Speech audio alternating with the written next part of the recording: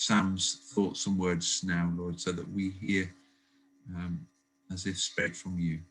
And I pray that what he brings to us is a word that we can all reflect on, that we can all respond to in obedience to you.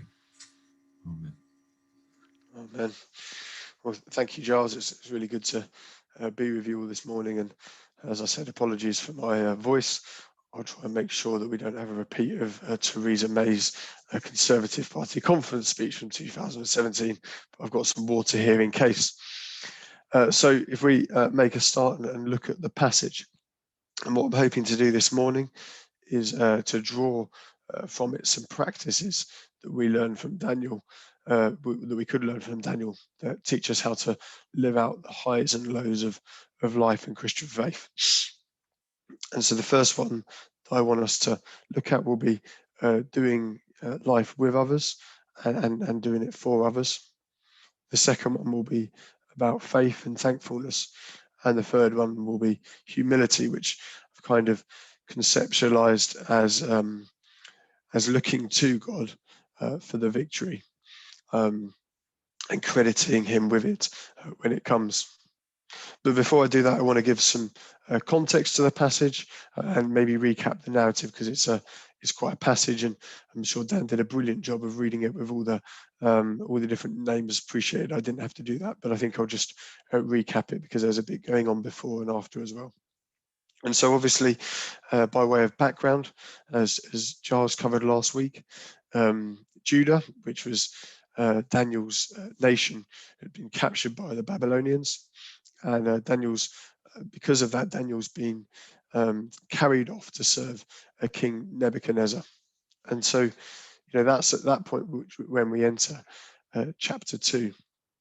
So Nebuchadnezzar's had this dream, and he wants it interpreted. So he's called together all his wise men, and he said, I want this dream interpreted, but I'm not really sure that you guys are up to it. So as a kind of test before you can interpret the dream, I want you to tell me the dream. I'm not going to tell you it. You need to tell me it.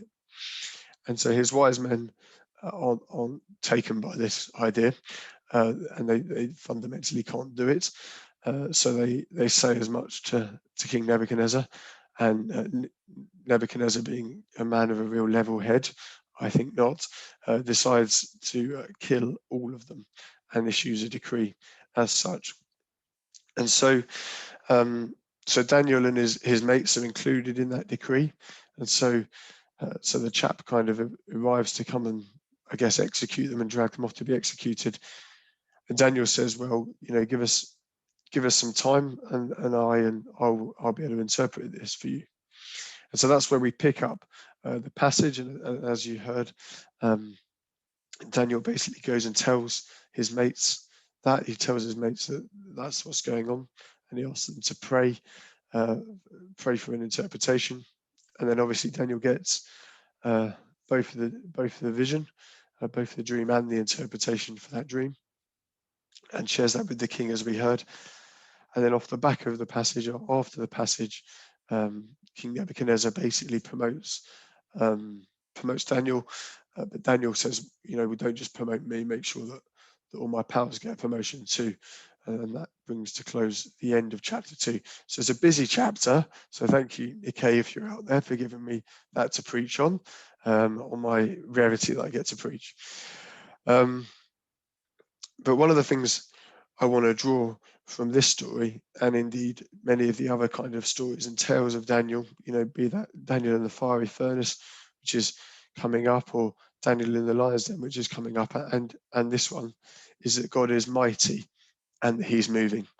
And we see that in the dream itself, as God's kingdom is victorious over all these other kingdoms. And yet the reality of who God is and what he does doesn't stop Daniel from having to face challenges and difficulties.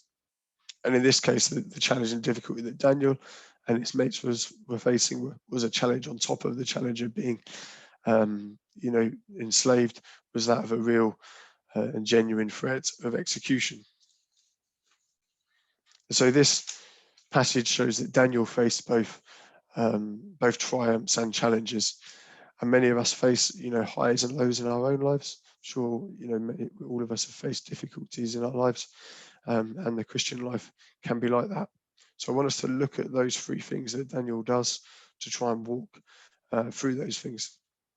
And the first one was that he did it with others and for others. So Daniel's first response when he's confronted with, this threat on his lives and his mates' lives, is to go and tell his friends and ask them to pray with him as soon as he gets the interpretation. And so that's his first response to that challenge. But as soon as he gets the interpretation, as soon as he begins to see the triumph, his first response is to widen out the benefit of it. So as he goes to others, in the difficulty, he also goes to others in the triumph. And so I think it's interesting that in verse 24, he doesn't just ask for him to be saved or his house to be saved, but he asks for all the other wise men to be saved.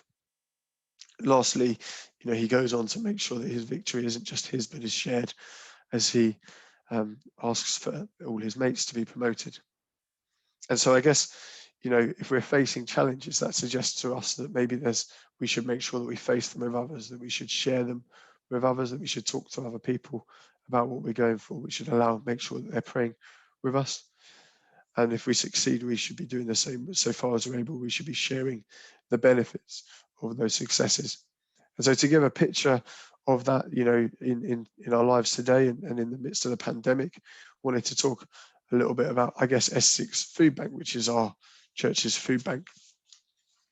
And so God over the years has really shown us how to run, a big city food bank, and most notably through Chris Hardy's service over the years, but also through the input of many other people. And so as the first lockdown came in, and as many of the other food banks in the city were struggling, we were able to support them and help them, and basically stand with loads of other churches across the city in helping make sure that their food banks continue to run and that we could run in partnership.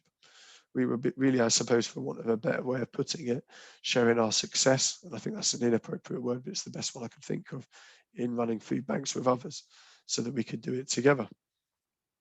And obviously this created a resourcing challenge. And so HTB, a church that many of you will perhaps know about, but it's a wealthy church in London, kind of noticed the challenges we were facing, and they leaned in and helped us in turn on the resourcing. And so I guess the picture here is the story of Essex Food Bank is one of us helping other churches when they're in need, and other churches helping us in the challenges we were facing with that. And because of this, this week coming up, we're going to feed around 500 families in Sheffield with food.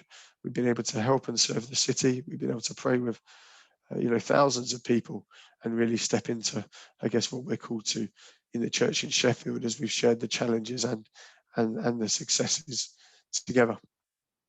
So that was the first one, is if we're going through challenges, let's make sure that we're trying to do it with others, and I encourage you to do that. But if we're having successes, let's look to see how we can share those successes with others. The second point that I wanted to talk to is adopting a position of faith and thankfulness. And we see this in verse 20 to 23 in the passage.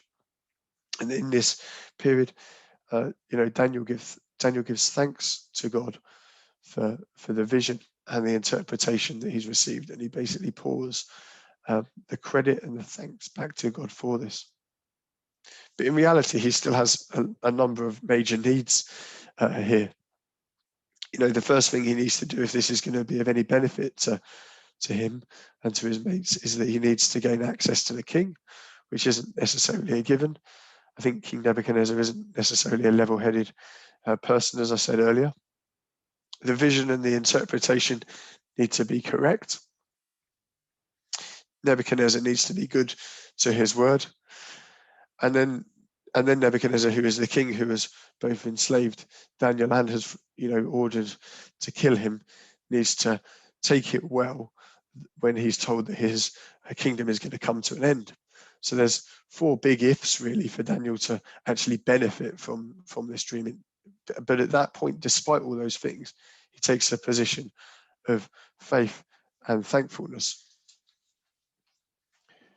So while I would have taken those 4 big ifs, Daniel takes that position of faith, and he shows that surety of what he hopes for, that certainty in what he doesn't see.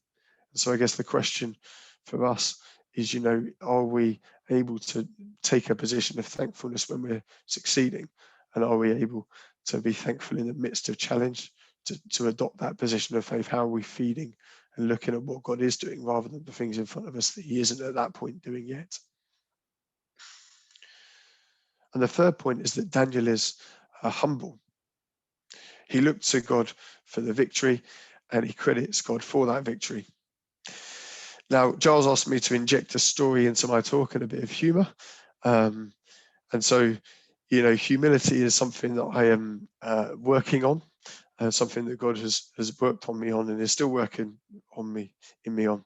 I suppose that's another way of saying that I have a healthy dose of self-confidence. And, there's a few ways I could have shared that with you, but I thought what I would do is I would talk about it in the context of long distance running, and particularly, the confidence that keeps this endeavour interesting. And so, I want to tell the story briefly of a run I had in the Lake District. And so it was Christmas, and so I had a few days with nothing to do. I wasn't being kept busy with work between Christmas and New Year.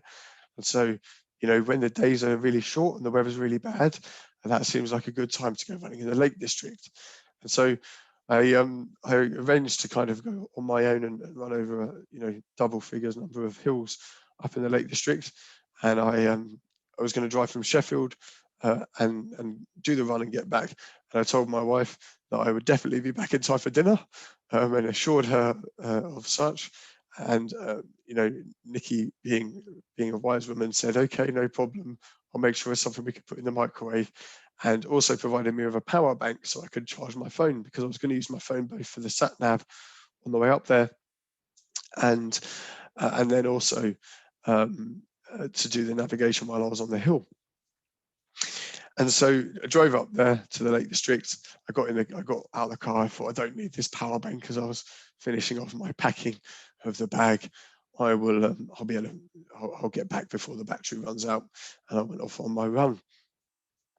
And so, it didn't go necessarily to plan. And I got to the evening, and it was foggy and it was dark. And I had a brief call with Nikki. And I said, "Hey, babe, I'm going to be a bit late. I'm sure everything will be fine.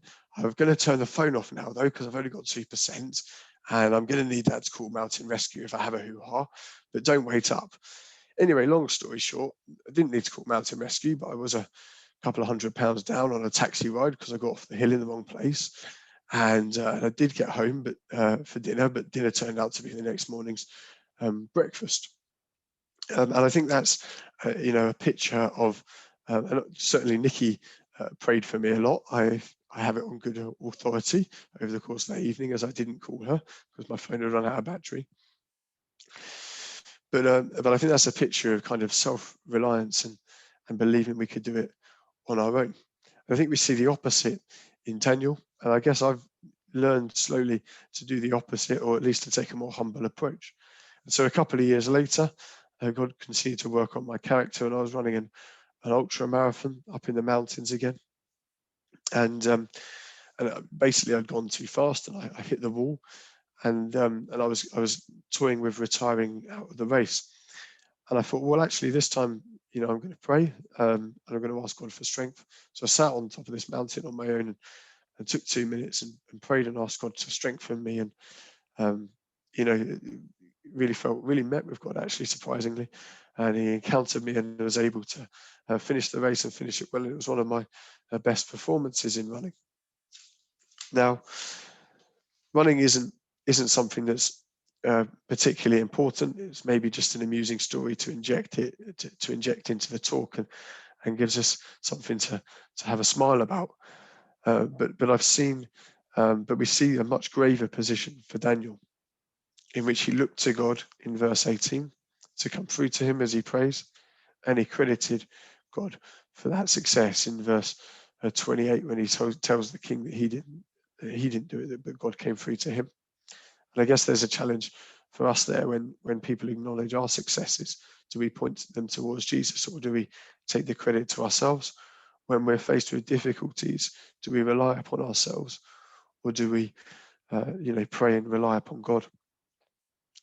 And certainly, while in running, I haven't necessarily relied upon God in the bigger things of life, whether that be ministry or career or children and family.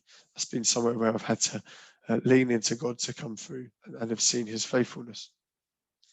So I guess, encourage us at this point just to lean into God if we're in challenges, but if we're in successes, to acknowledge God for those successes and point the glory towards him, make sure he gets the glory. And so as we come to close, I guess I wanted to ask a set of questions to us. And so the first set of questions are to those of us who are in a position of triumph and a position of success, a position of blessing, which is in many ways actually a harder place for us to walk out, but is the position that Daniel ends the chapter in. But I think the way that he walked through the challenge gives him the character, positions his heart in the right place to walk through that position of victory. And so those questions are you able to share it with others? Ask yourself, are you able to share that victory, that success that you're living in, that blessing you're living with others, in the way that we did with the food bank and our knowledge that we'd acquired there? Are you, able to look out for others in that success in the way that Daniel did? Are you able to make sure that other people are being looked out for in their difficulties in the way the wise men were? And are you being thankful to God for that victory? And are you crediting God for that victory? So they're the questions, I suppose, to ask if you're in a position of blessing and victory this morning. Or if you're in a position of challenge and difficulty, as I know many of us will be as well. More of an encouragement, I suppose, but an encouragement to keep going, to keep walking with others, to lean into others, to use the Christian family around you to pray for you and to encourage you, and to keep looking to God in it, to keep pressing into God in it, to take that position of faith and to try and maintain that in the midst of the challenge in the way that we see Daniel did. So that's the talk. Giles said that I